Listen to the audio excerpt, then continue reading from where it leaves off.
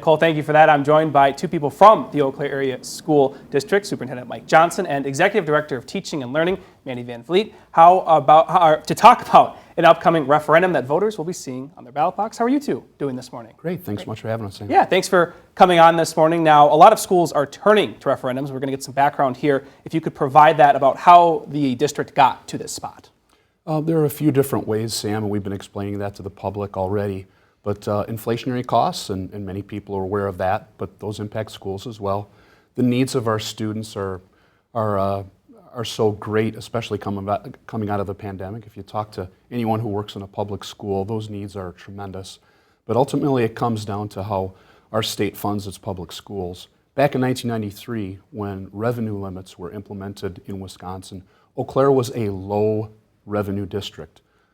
They were spending less money. They were being very efficient with their funding, and ultimately that's when those caps were put in place. And other districts who were spending more continued to get even more for the last 30 years. It was supposed to be a 1 year, then a 5 year, and here we are 30 years later. So that's a main piece to it. 149 school districts in this year, this election year, are going to an operational referendum.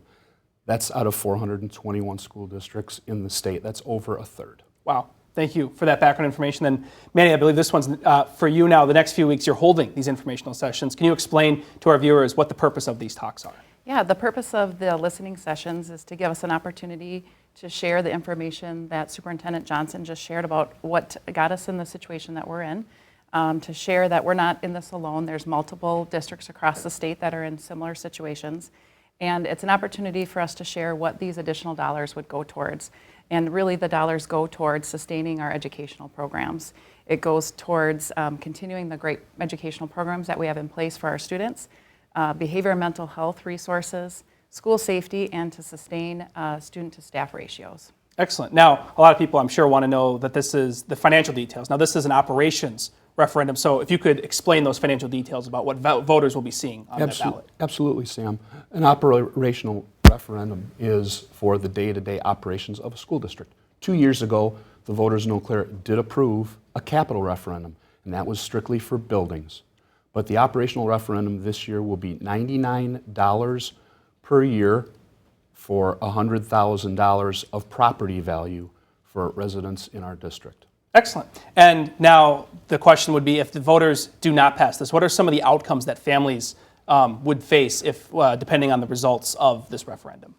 Because this is an operational referendum and it goes to the day-to-day operations, we're doing amazing things for the students here in Eau Claire, providing them with the supports and services that they need to be successful. So if the referendum doesn't pass, unfortunately, our district will function significantly different.